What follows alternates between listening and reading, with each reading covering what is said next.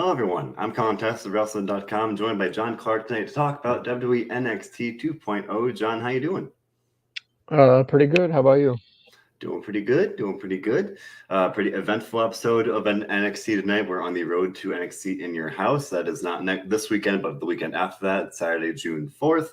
So we had a little more build for that show, a couple more matches announced, or at least set up, that we're going to look forward to and talking all about with that. We also had the semifinals of the Women's Breakout Tournament, a couple non-title matches, or at least one, I guess two non-title matches, two of the brand's top champions. Lots of good stuff.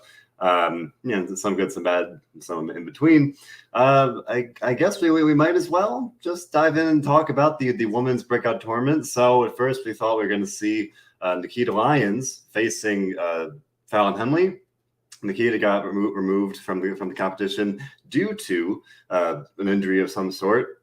Don't know if that's, as far as I know, it could be legitimate. I don't really know. I haven't heard anything otherwise, but she was pulled from the tournament, replaced by Tiffany Stratton. Tiffany Stratton talked her way into the match, and she wound up winning. She wound up winning the semifinal matches, the semifinal match, and advancing to the finals. So now that we know that she'll be in the finals, that was after Roxanne Perez defeated Last Legend to be in the finals. So that means that we're going to have Tiffany versus Roxanne finals. So I think it's interesting because, we've been talking for weeks now. Nikita was definitely one of the favorites to probably win the whole thing, and then now to get removed from it, now to have Tiffany Stratton advance to the finals like this, did a bit of an opportune twist of fate for her, for Roxanne. In a lot of ways, I feel like it helps her case, but then I feel like they might give it to Tiffany Stratton to try and build her up potentially. I don't want them to do that, but I could see them doing that. You know what I mean? Yeah, I know what you mean. I don't see that happening though. As far as the matches tonight goes, I hope for the sake of what they're doing that it's a legitimate injury. Otherwise, it just really doesn't make a lot of sense. I saw people speculating that, well, maybe they just want to call her up already. I don't think that's happening. I would be very surprised if they kind of jumped the gun and moved her up. That would be a very desperation move, I think. Yeah. But all things considered, I thought Tiffany Stratton was actually a sensible challenger to replace because she's kind of built herself up as a genuine heel threat to win matches, as crazy as that sounds. And she's actually gained quite a following on social media recently, due to obviously her looks, her character, the way she acts, things like that. Uh, the final really could go either way, like you said. Still expecting Roxanne Perez to win. As far as the matches go, real quick, the Fallon Tiffany match was pretty good. I thought it was pretty good. But I do think that the Lash Legend Roxanne Perez match was worse, believe it or not, because you have Roxanne Perez who's really good in the ring. It was only 3 minutes. I thought, it could have went longer. There was no question who was going to win, at least in my eyes. Lash Legend got the jobber entrance. She didn't even get an entrance tonight. So we got that. We're going to have the finals, like we already talked about. I don't really have any doubt how that's going to go. People are upset, and that's one thing I do want to point out. I'm glad that DJ and Brian both said Fallon got screwed. I believe that's true. I thought the entire night when they built this matchup that Fallon Henley was going to win. I really did, because she's already won one match, and I'm like, okay, it would make sense. But I was kind of caught off guard with what happened. But what did you think of both of these matches and your prediction for the finals? I was definitely impressed with, I guess, relatively impressed with Tiffany Stratton. I think at first, as any number of other kind of these young talent here, like she was just starting out, and they're all really learning on the fly. So now we've gotten to see, and she's had several matches now. I feel like she's getting more comfortable. We're seeing some progress. Like she seemed more natural, I guess, than the one we saw at first. So she seemed like, I don't know, she just felt more natural, more comfortable. So that stood up to me, and it felt like a pretty clear difference. I was happy to see that, and maybe for that reason alone, I was okay with her winning. I get the mentality about being upset that the Henley lost here, especially the way this was set up. It's like, oh, she accepted the challenge. And then, she faces Stratton, and as you said, it kind of expected to be used as a way to build her up. But instead, she lost. It's not the best outcome for her individually, but Definitely a good way to potentially build up Stratton a little bit. Either way, here, Brian says Fallon's going to be a star, and he says Stratton's improving, and Stephen Chambers as well saying Stratton's improving as well. And overall, maybe kind of in a more general sense, Stephen says that the women's division itself here in NXT is getting better. I would agree. You know, we're seeing some progress kind of pretty much at every level, which is very, very good to see. Didn't think the Roxanne match was necessarily bad. It was very short. I mean, Last Legend has been kind of knocked for her work so far. I haven't seen for myself, like Tiffany really impressed me in terms of like very clear progress tonight, at least. I didn't quite pick up on that quite as much with Last Legend. So I didn't think it was like bad. I just like didn't necessarily have that same thought process. So I definitely thought Roxanne was like a lock to win, and we've talked about this all the time. Like if I don't think there's any chance the other person can win, like it makes it a little less enjoyable. But at the same time, big fan of Roxanne, so I was definitely happy to see that as well. But like I said, I'm a little split in terms of what I think will happen. I'm 100% on wanting Roxanne to win, but I'm like, they might give Stratton a win just to kind of build her up a little bit. Mandy being the champion right now, I think Roxanne winning could kind of make a lot of sense because they've already kind of teased out that feud a little bit. They already faced off once, and Roxanne had a good performance with that. So I would like to see that. And that's what agreeing to saying that Roxanne better win. That's definitely my pick at this point. I don't think other one's necessarily like the wrong pick. I think again there's something said for Stratton as well. I think it'll be good. Presumably this will be next week. I don't know if they have enough room at In Your House. They didn't officially announce it for next week though, so we'll wait and see because they are building up the card for In Your House already. Here we had Brian saying that it looks like a good card, especially after tonight. We had 2 more matches set up for the show, so we had. Wendy Chu challenged Mandy Rose to a match for the NXT Women's Championship. This was after Mandy defeated Indi Hartwell in a non-title match. Wendy attacked her with a big bag of balls, and oh boy! And backstage, she said she wanted to beat Mandy and be the champion. And then at the same time, as part of the Mandy match. Toxic Attraction came down, Katana Chance and Caden Carter brawled with them. I think they attacked them backstage as well, so that they're very clearly setting that up. And then Caden and Katana challenged them to a title match, and all challenges are accepted. They're going to be made official next week in a championship summit with Toxic Attraction and the challengers. Don't necessarily see Mandy losing to Wendy Chu. I think Katana and Caden could win, but I'm not confident in that pick. And that's not even a pick. I'm saying I think it's possible. I still think we're looking at another night of successful defenses for Toxic Attraction here. But good to have all titles here. Yeah, I guess all titles being defended in this case on the big show. Yeah, I mean, they like you said about the card for In Your House, they've definitely kind of stacked that, and I think that speaks to what they've done with the division since October when it was kind of revamped there towards the late fall there. Now, I'm a little, I don't want to say disappointed, but the fact that they're presumably doing this show just in the same building as NXT, just with 200 fans or whatever, I thought there was an opportunity to kind of do it in Chicago. If it was a smaller venue, maybe I thought that would have made sense, and I think it would have drawn people just because it's in Chicago. It's nice to get them exposure to a bigger arena and bigger crowds. I definitely could feel that vibe at Takeover in Dallas, Stand and Deliver. It definitely felt like you could tell that they knew they were in a new environment, kind of like it was like a bigger deal to them. And I hope they bring that more. There was obviously a rumor that they might do it for either Money in the Bank or SummerSlam. They said the realistic possibility was probably SummerSlam, which I'm good with because I'm going, so I could go to that maybe. But as far as the finals of this tournament go, next week would make sense. But like you said, they haven't said anything. But we have, even last night we saw during our show live at night here, they sometimes announce things for next week or the week after. So maybe by the end of the night, we'll know. Yeah, definitely.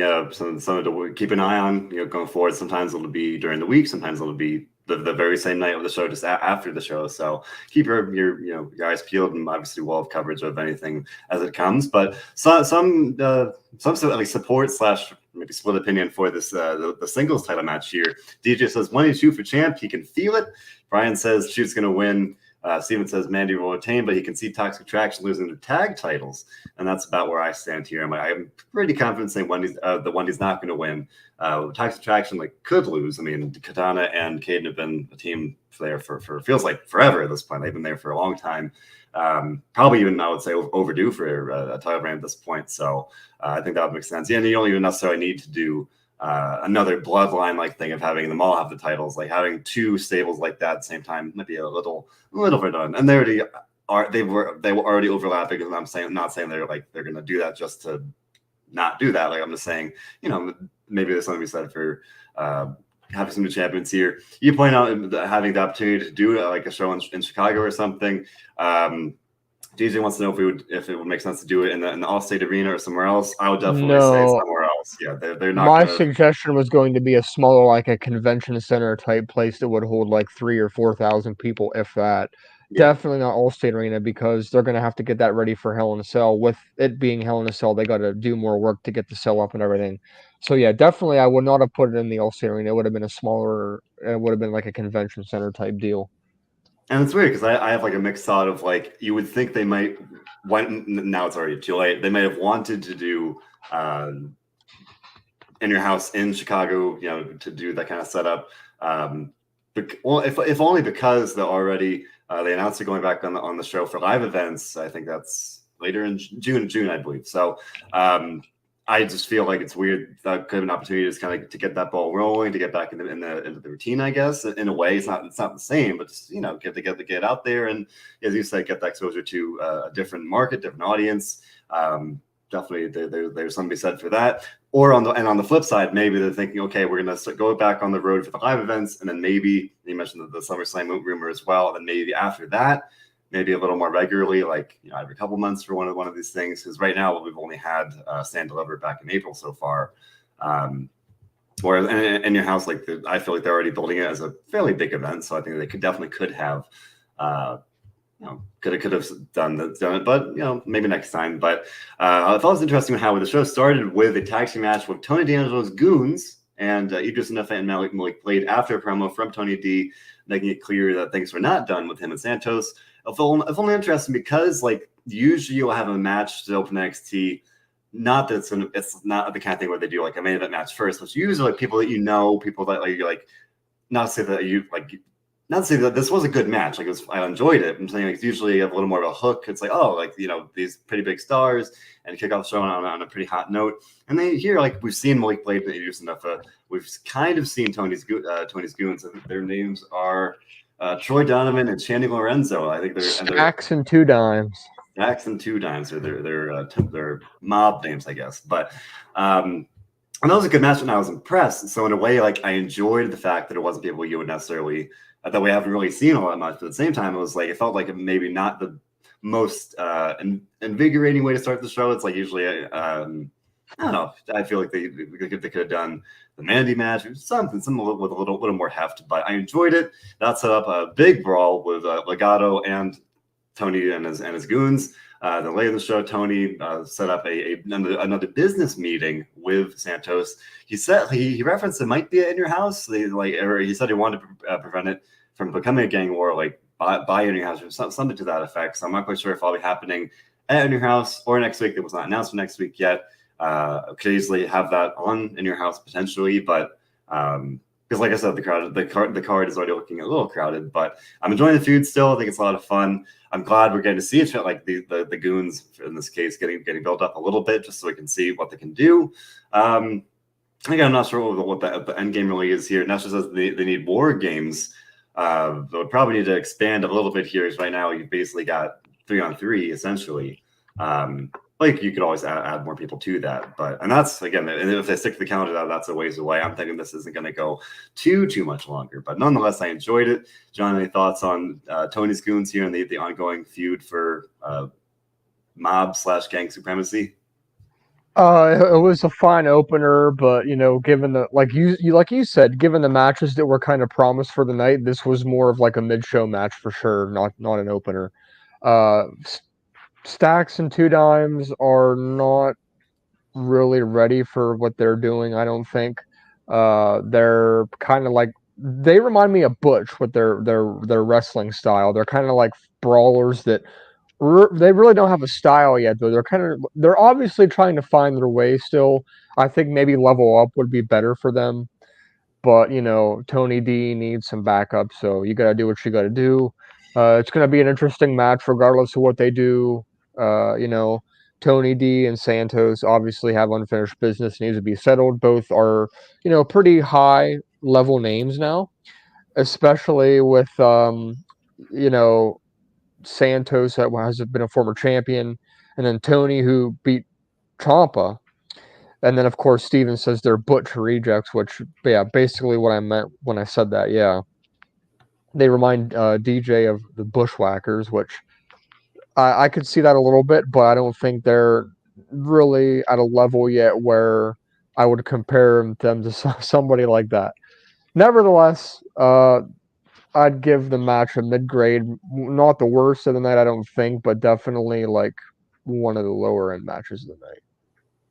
I don't know. Like I would agree with that. I thought the stacks and two times sounds so weird to even say it. I thought they were fine, and like I've enjoyed Malik played and you just won't gotten to see them. I don't know. Maybe if only because we like have never seen these guys. I know that stacks and two times have been on level up a little bit. Again, that's one of those shows I just don't get the chance to watch. So I like kind of follow the results. I see, oh, they were on that show, so therefore they're getting experience, but I can never quite find the time to watch it.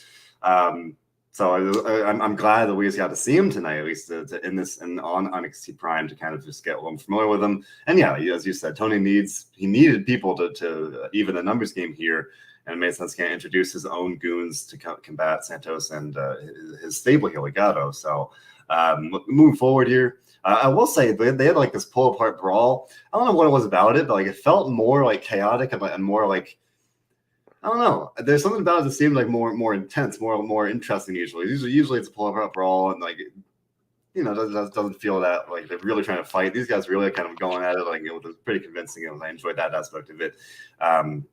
More support for the War Games idea. Again, like if they want to change the calendar, they could do that. If they want to do like War Games and even August. I don't know if they wanted that for the summer pay-per-view or PMI event like that. Even that, like it's they're just about the end of May now. Like they've been feuding for a while. Like I'd rather they end it before and not drag it out too long.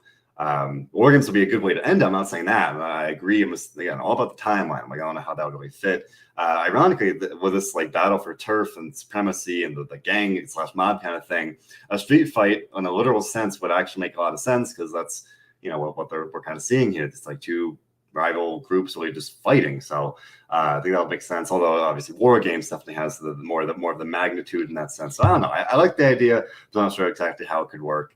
DJ points out kind of combining ideas here. If they do the pre-SummerSlam event here, could do War Games there to make it like a really big show to coincide with SummerSlam, a very big show. I like the idea as well. I think that would make sense. But otherwise, moving parts here on NXT. So we had Wesley, the former member of MSK. He was in action. Last week, he stood up to Sanga for basically implying that he was small. And then in an interview, he was like, yeah, I stand by what I said. I got to fight big guys like Sanga to prove that I can get a match. He was clearly still banged up because Von Wagner, I believe, threw him out of the ring last week onto the, I think he landed on the broadcast table. Previously, Ike Manjuro landed in the crowd. So he was definitely banged up. Sanga wins. Definitely a big win for Sanga. Not so good for Wesley's singles run here. But after the match, Zion Quinn, who Wesley was supposed to face last week, came out, confronted him. And Sanga kind of like stood him down and saved Wesley in some senses. And DJ's wondering kind of based on that. He also kind of like helped him up and didn't quite hug him, but there was definitely a moment of like shared respect there. So DJ's asking, is Sanga the new protector of NXT now that Xylee is, well, he says hiding somewhere. At least she's on the SmackDown roster, even though they're not really using her at this point. It seems like kind of the idea here, at least in a general sense. I don't know if it's like he's the protector of the entire brand, but at least the protector of Wesley in this case, and that we might be seeing some kind of alliance or pairing of some sort. Yeah, I mean, for sure. I mean, looking at all things considered with Wesley here, he's been treated okay since the MSK breakup, but he's going to have to start winning at some point. He hasn't won, I don't think, at all since the breakup. Am I wrong there? I'll look it up real quick. Yeah, but it could be an interesting grouping, but I think that he could get some wins. I get the character development they're kind of pushing where like he's down basically without saying it that, my partner was fired, I'm on my own, I'm trying to do my own thing. And it just hasn't worked so far, but they're playing where he's just not going to give up and he's going to keep going till it works out. So hopefully it does. As a point of clarification, Wesley has not won since he split up. Since MSK split up, he lost to Zion Quinn, and his match with Nathan Frazier ended in a no contest. So this was the third non-victory for him so far, at least. We've talked about this before, but Steven says Wesley better off in a tag team. And again, we were talking about that right after Nash Cody got released. That they may see him as a tag team guy, so maybe that's why we're seeing this potential pairing with Sanga. Steven likes the idea of pairing him with Nathan Frazier. I like the idea. Both guys, great high flyers. That could be a lot of fun. Brian says Sanga looks like Braun Strowman. I mean, yeah, same pants, same like gloves, same tank top. Very, very similar look. Similar stature. Definitely a comparison to be made there. And that's why I said of putting them together. I mean, why not? They need more tag teams, and if it gets Wesley on TV, potentially, ideally winning matches, but at least getting used being on TV for now. Can't really complain with that. Or if not tag team, DJ says, what about like Shawn Michaels and Diesel, like a bodyguard kind of thing?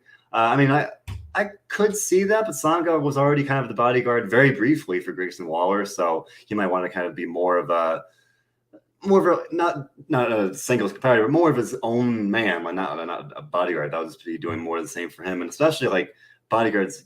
By and large, especially nowadays, you don't see that usually with baby faces. Like if Wesley was a heel, that's one thing, but I could say that the pairing of them being a tag team, I think that would make a lot of sense. But yeah, for now, I'm just glad Wesley's on TV. Ideally, those matches will end in wins ASAP.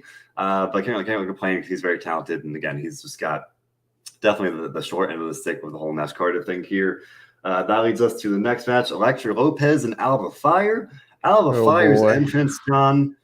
It's cool, man. Like she's got the flames and the fire, and like I don't know, like it feels like it's important. I don't know. It feels like they've really invested in it, and like they're really trying to make her stand out at least. Whereas like a lot of other entrances are fairly generic, nothing really memorable or remarkable. This is like she's got the cane, red lighting, the Alba Fire, and like fiery. Letters and everything, the literal fire. This is really her bat, kind of like the ends on fire. Like it's pretty cool entrance. And then she has match with Elektra Lopez. Cora Jade's ringside. This was after, I think it was last week before Elektra made fun of her and Roxanne. So Cora wanted to go and scout out the competition, and she saw she saw Alba Fire beat Elektra Lopez here. And then after the match, she argued with Elektra, set up their match for next week, but another good win for Alba Fire. And potentially helping her rise up the rankings here, but potentially get a title shot at some point soon. Yeah, absolutely. But this wasn't good. I didn't think this was good at all. In fact, I thought nobody gained really anything from this match. I just think that Cora Jade is going to do something with Elektra Lopez at some point soon, and they're kind of trying to tease that. So I don't think that really benefits either of them because, I mean, Cora was like in a title picture, and Elektra's kind of like involved with Legato, but trying to do her own thing at the same time. And then let's not, forget about Alba Fire, who I think is ready to just move up to the main roster completely. It's just silly to me that they're trying to forget like who she really is. You know what I mean? It's just, a lot of it's just confusing. I agree, and we got a couple comments about Fire maybe being ready for the main roster. I mean, sure, as if you acknowledge her history and who she is, then she definitely has the pedigree. She's very, very talented. Wouldn't think she needs any seasoning. Obviously, I don't think that's the issue. Like should be ready to go in that sense. The main roster needs more depth right now, so check that on the checklist as well.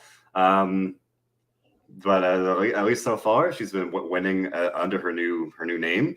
I think most people, myself included, we're not a big fan of the name change at first, but now Brian's saying the name change at least of the ones we've seen, this one actually makes sense. There's a reason given for it. They've got the entrance, so that actually feels like they're trying to make it her character rather than just changing the name for the sake of it.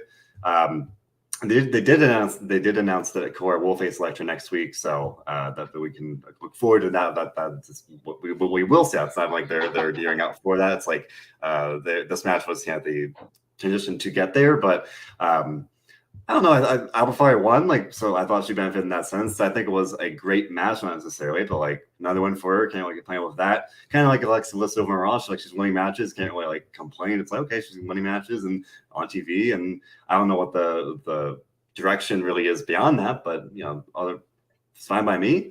I think the main roster could benefit from her. I don't know if that's the plan, but because her NXT run has felt so weird. She arrived on NXT Prime, and then she was featured for a little bit, and then she's gone for a little bit. Then she got repackaged once, and then she was gone again. Then she got renamed, and now here we are. So now it feels like she's finally finding her footing a little bit, and that might mean she could get a title shot at some point. I think if anything, it's clear that NXT has put a major focus on the women's division, as we've seen in the past couple of weeks. And it might be a product of the main roster just needing more people, so they're kind of trying to speed that process up and get some people moving ASAP. Yeah, I mean, that would make sense. Obviously, elephant in the room, the whole Sasha Banks and Naomi thing. We talked about it last night on the Raw show. Definitely has helped.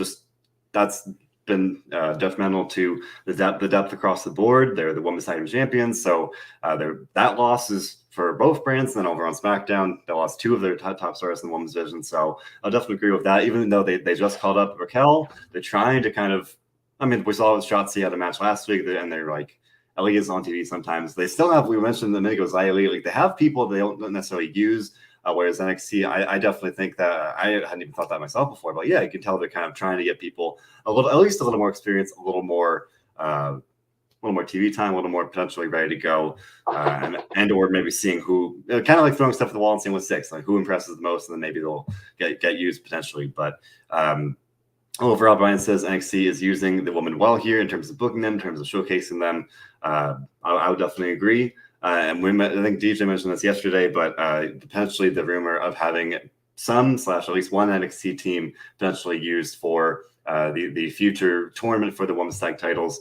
That could be, I don't know if that would necessarily be detrimental to NXT. I just think it could, affect creative of if you call people up, if who knows how that might work. I mean, there are obviously some obstacles in that sense, but I don't think it's detrimental to have them work with main roster talent. So I'm sure that'll be fine as well if that does become a reality. We were going to see Roderick Strong and Damon Kemp face Pretty Deadly this week, the NXT Tag Champions. Didn't see that. More tension with Diamond Mine. And that's all there was to it. They said Roderick Strong injured his ankle and the match was off. And then we had a promo from Pretty Deadly saying they're going to win at In Your House.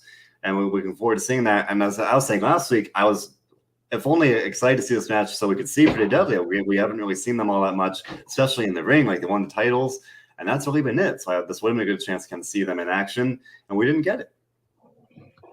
Yeah, it's definitely. I don't know. Is he leaving? I've been under the impression that he wanted out, but we don't know what ended up happening after they declined that. And obviously, he had recently signed a new deal, with a diamond mine being a thing and then not being a thing, and then we had the workouts that Ivy Nile was doing that I don't think she's been seen since then, right? Not that I can recall. Yeah, so it's just weird that they're trying to do basically I want to say three different storylines within this one group, and it's kind of confusing to track, and I'm not sure what they're trying to accomplish here. The Creed brothers are probably I would have said they were destined to win the titles, but I'm not sure that they would take them off Pretty Deadly that quick. So I don't know what they're trying to do here. It's definitely confusing.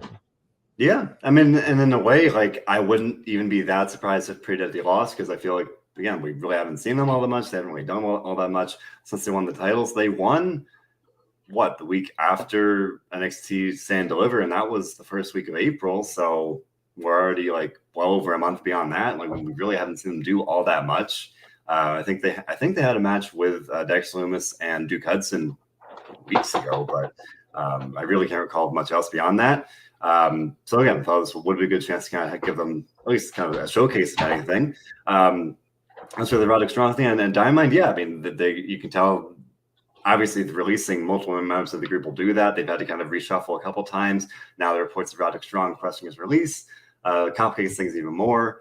Him not being on the show, DJ's wondering if the injuries will work with that situation. I mean, it's possible. But at the same time, that report came out a couple of weeks ago, and he was still on TV, like, I think the next week and even maybe the week after that. So, like, I would have thought the reaction would have been pretty instantaneous, if anything. So I'm not sure. Kind of like the Nikita Lyons thing. Like, is he actually injured, or is there something more here, or is it just kind of they decided to not have the match? Like, I don't know. I don't know. Again, we've seen what overall in general sense, something like Mustafa Ali requested his release publicly. In that case, didn't get it. So I don't know exactly the odds of Roderick getting released here, but it's definitely, as we've talked about before, very unfortunate with Dynamite here.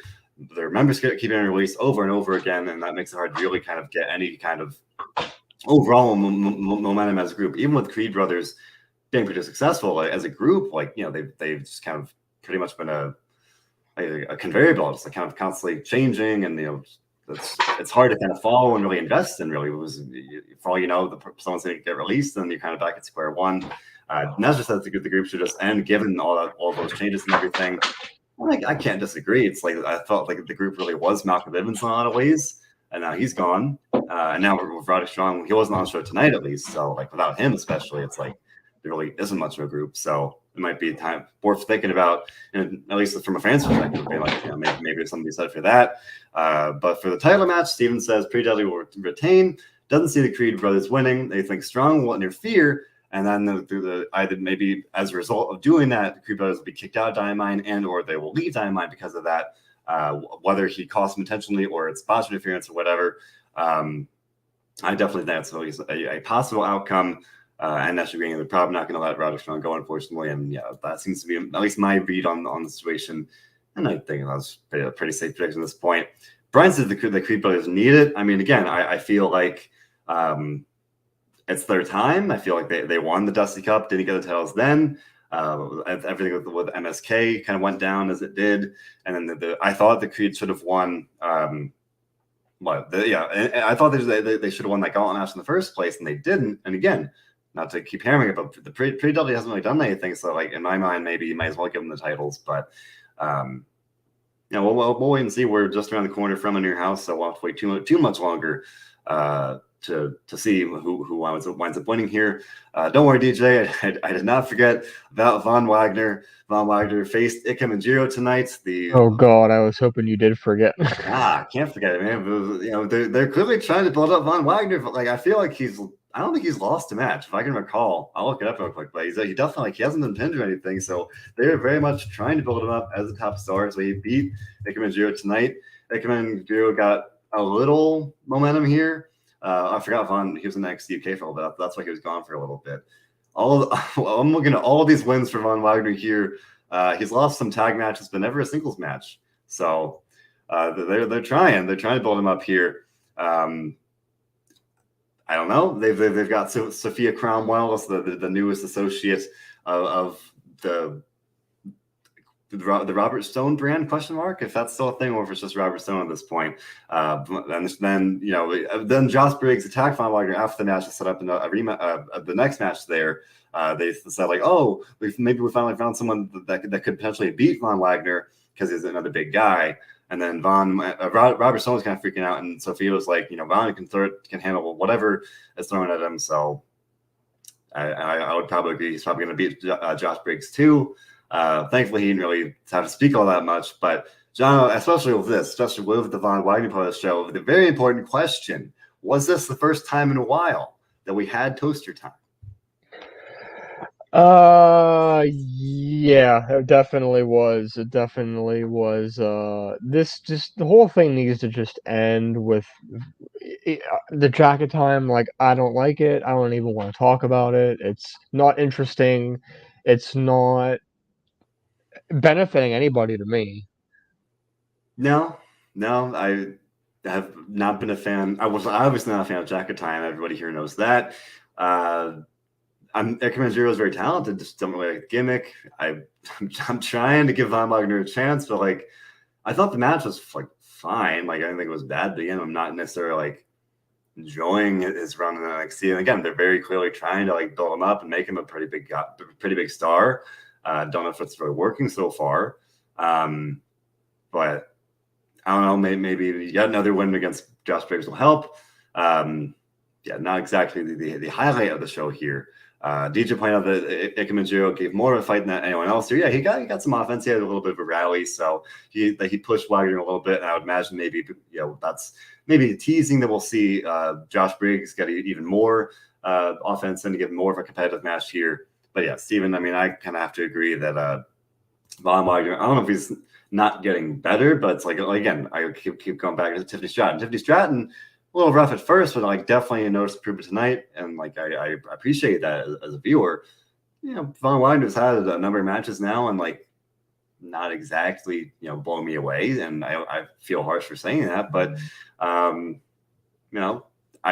guess the jury's still out because he's still very early in his career, but so far not necessarily so good. But that takes us to we had Carmelo Hayes at the barbershop, and who should show up but Cameron Grimes, which feels like that's like you can't do that. You can't go to another man's barbershop. And then they were cutting promos. Cameron was like, "Oh, you're a champion," whereas obviously Carmelo says he's the champion. They're going back and forth. They're gonna have a title match at In Your House. And then Cameron Grimes said, "Well, there's someone new on the scene that's faster than you, Nathan Frazier. I'm going to face him next week to kind of prepare for facing you." So we'll see Cameron Grimes versus Nathan Frazier next week. I think that'll be very good, and that'll be a non-title match. But don't necessarily think that Carmelo will get the title back at In Your House. But at the same time, I don't necessarily know. I agree. Yeah, I mean, otherwise, I don't necessarily know what they're going to do with him, because like if he keeps losing, you can't necessarily push him up to the main title scene. So I'm not sure how he'll progress after that. But sure, it'll be a good match. I'm looking forward to seeing Cameron Grimes versus Nathan Frazier. Yeah, I mean, whatever they decide to do is certainly going to be an interesting turn of events. But like we go to before with the booking, it always comes with the booking, and I feel like a lot of their creative decisions recently have been questionable. Yeah. Speaking of which, show that we talked about the women's mega tournament. A little questionable of having Fallon Honey lose as she did. Looking forward to next week. Steven says Frazier is a good opponent for Grimes. But speaking of questionable creative, we had a main event match. We had Bron Breakker, the NXT champion, facing Duke Hudson. That was a fine match. Not bad, not like great, but it was a fine main event. Braun's improving. Duke's been pretty good. But then the match ends with Joe Gacy and his goons. The hooded goons in this case are distracting him, and a chair winds up in the ring. Breakker grabs a chair, he kind of swings it at one of the goons, and they duck. And then Hudson comes up behind him, and he probably thought it was one of the hooded guys. And he swings it, he hits him, and he gets DQ'd. Obviously, is kind of a bit of a teaser / kind of way to set up in Your House, because if Bron Breakker gets disqualified at In Your House, lose the title. So I get the thinking there, but it felt a little silly of like, you're going to have your NXT champion lose via DQ in the main event to Duke Hudson, like someone they haven't exactly been trying to build all that much lately. It's like, felt pretty, that was a question. I took the words out of my mouth there. I was going to say something along the lines of the same thing. Yeah, like that's questionable. I was like, and it was a show closing angle. It's like he got DQ'd. Gacy was kind of laughing at him as the show ended, and it was like, oh, and the commentator was like, oh, if he gets disqualified at In Your House, he'll lose the title, and the show ended. It was like, that's not exactly particularly hot ending. And like usually I like kind of really, really fun, exciting endings there for any show. So didn't exactly hit it for me in that sense. Nesla says, maybe Braun's going to snap special turn heel. I think it's possible. That's what I was saying. Anything's possible. He has been a babyface. Well, actually, no, he was like kind of a heel during the whole NXT Black and Gold versus 2.0 thing, but like by and large, he's been a face the whole time. But we ignore that. Like they've been trying to kind of present him as a face the majority of his time on NXT. I could definitely see that though, especially if in a world he does lose the title, I could definitely see him snapping and just like losing it, and then whether it's on Gacy or somebody else, I think it's definitely a possible outcome. I don't think Gacy's going to win. I think they just did the stipulation to draw it out, and have him have a match at Your House, but still seeing some support for Gacy in the comments. DJ says he thinks Gacy's going to come out on top. And likewise, Brian says that they could call back to Christian versus Randy Orton from Money in the Bank 2011, one of my favorite pay-per-views, with the DQ finish so that Gacy will win the title. Could happen. It's crazy. I'm convinced at this point that Braun's going to retain for now. I don't think Gacy's the one that's going to be the next champion. To me, it doesn't make sense. Yeah, I don't see it myself. Would I be like absolutely floored, shocked, jaw on the floor? No, because like crazy things have happened, obviously. But I'd be surprised. Like I don't necessarily see him at that level. And it's Bron Breakker, a guy they built up so very much as the face of 2.0 at this point. And Steven saying he thinks Braun's going to win here. I mean, I have to agree. Maybe we'll see a little more reason to doubt the outcome next week. Maybe whether it's Braun will get attacked again or something. I don't know. Or more tease that he'll lose his temper. But I do want to know who is under the hoods here. You've got the two people in like the red hoods. Steven says he wants to know who they are, and I've seen this comment going around a lot. He thinks it's Grizzly Young Veterans. I think it probably is too. Yeah.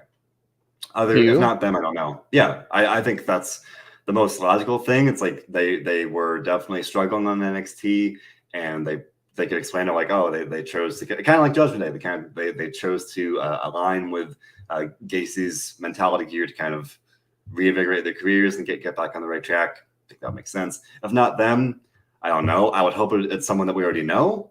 Yeah. And if it's not them, I can't really think of all that many other options. So I would feel pretty confident in Girls and Young Veterans. That's one mystery we can look forward to seeing. We would also look forward to seeing, if not mysteries, at least two new people coming to the scene. As DJ points out, we're going to have two new people on the show soon. At least one of them will be debuting next week. Thea Hale, who just last week she said has not graduated high school yet. She'll be debuting next week on NXT.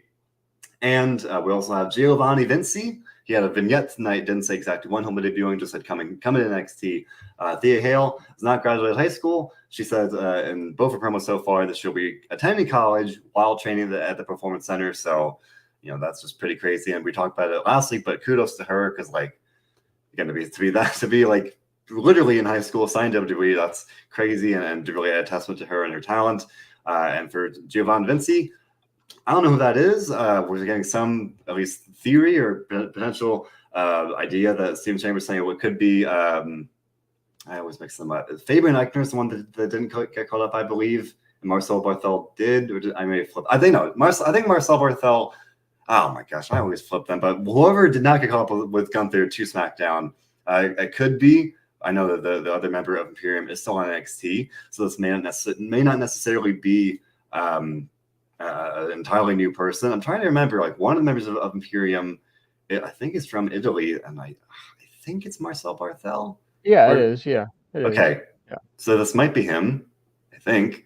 Again, if not him, could just be some other new signee. But I think that would make a lot of sense. We haven't seen Marcel or Fabian. I feel like it's Marcel. I haven't seen him since Gunther got called up, and so this will be a way to repackage him. So I think that'll be good. I was bummed out when he didn't get called up with Gunther. I think all three members of Imperium were very talented, and I wanted them to stick together. But they felt they wanted to go differently. So we will see what happens with Giovanni Vinci. We had the vignette. It was all about fashion, all about, it was like wealth and just kind of flaunting this sense of style and that kind of thing. And my first thought, I couldn't help but think, like, I don't know. I thought of the I've already forgot it, but the LA Knight's name on SmackDown, Dupree, whatever, the model agency thing. So the Giovanni Vinci is Fabian Eichner. Eichner. That's who that is. And then Marcel Bartel is he is Ludwig Kaiser, whatever you call it. And then, like you're mentioning there now, continue with what you were going to say. No, like I'm glad that he's going to be packaged in that case, and that yeah. And that's what I was going to say. It's nice to see them kind of retaining their talent. But you were mentioning about somebody else that is kind of getting repackaged as well. Was I? I was talking about Giovanni or Marcel in this case, and then Thea Hale. She's entirely a newcomer that we haven't seen yet. No, but we were talking about LA Knight being repackaged Oh, as I'm well on sorry. Raw Yeah, I should SmackDown. mention. Yeah, Yeah, we didn't talk about this on the Raw show. LA Knight. I already forget his name, but it was something. They have weird pronunciation, but LA Knight debuted on SmackDown. His name was. Oh my gosh! What if John? Do you remember what his name Bud was? Dupree. Are you talking about Bud Dupree or the one before that? No, was it Bud Dupree? Hold on. No way. Yeah, What? it's Max Dupree right Max now. Dupree. Sorry, folks. Yeah. Oh my gosh. Okay, Max Dupree, and he was like on SmackDown. He was talking. He was trying to like hone in on enunciation. He'll be managing an agency of male models that can also get it done in the ring. As we've seen the past number of weeks, he's managing people in dark matches. Mace, who's been renamed Face, Mansoor, a couple other people that very likely might be coming with him to SmackDown at some point soon as part of that male modeling thing. But, this Giovanni Vinci thing, I couldn't help but think like, if this Dupree thing lasts long enough, that maybe we might see Marcel / Giovanni get called up, and there's a natural link there. I think there's something very natural. Natural likes the idea of pairing Dupree with Pretty Deadly. Definitely a link there as well. Nestor says Vincey's a woman. The promo, the voice is very light, and it may have been a woman speaking, but they very clearly showed a goatee. So I think it's a dude. And in that case, I do think it's Marcel Barthel. So maybe he'll have managed to shoot. I don't know.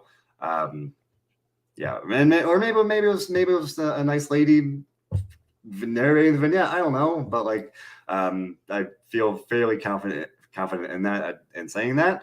But yeah, otherwise for Thea Hale, she is very young, as Brian Evan pointed out. Like, it's absolutely crazy that someone literally in high school already getting to chase the dreams like this. Again, absolutely respect to that, because like that's absolutely awesome.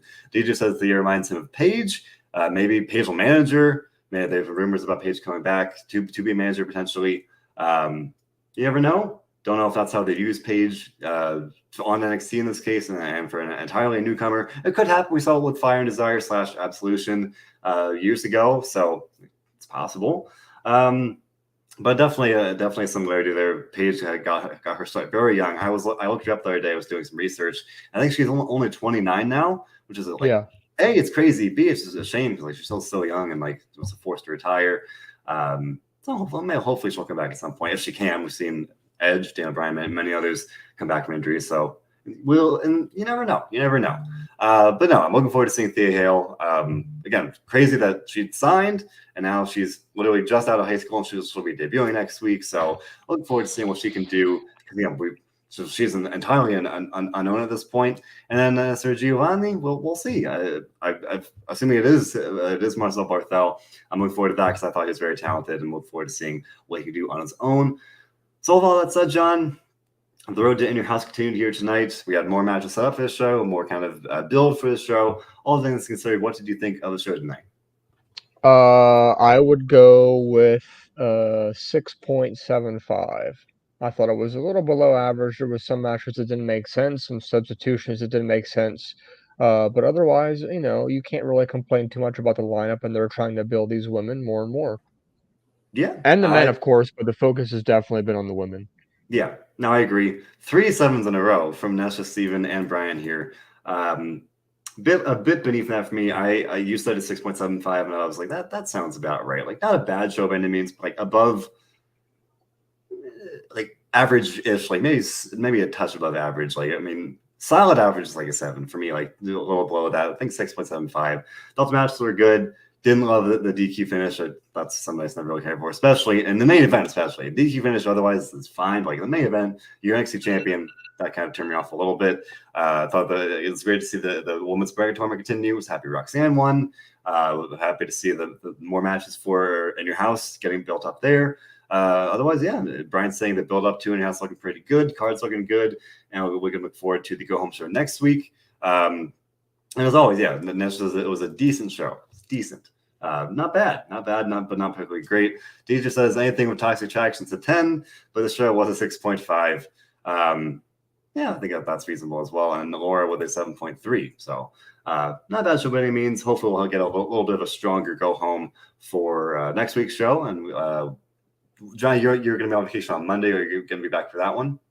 Okay, so John and we'll be here next Tuesday for NXT here on the WrestleZone streams. Otherwise, I'll be here on Monday to talk about Monday Night Raw. Robert and I are here on Friday to talk about Friday SmackDown. 2 Dino Dudes and Rampage, Marcus and Dominic cover all things AEW.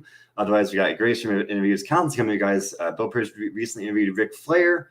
Really crazy. Make sure to check that out. Very, very cool. All that stuff and more. A bunch of fun stuff in the pipeline as well. Make sure to leave a like and subscribe. We do appreciate it. And all that said, especially today, the world is a very, very scary place. It's rough out there, folks. But that's why we come here to escape all of that and to just enjoy the wild, wacky, weird, and wonderful world of wrestling. I already gave it away, but John, with that being said, we here at WrestleZone do one thing above all others, and can you tell me what that is? Sit there, relax, enjoy wrestling. Indeed. Thanks for listening, everybody.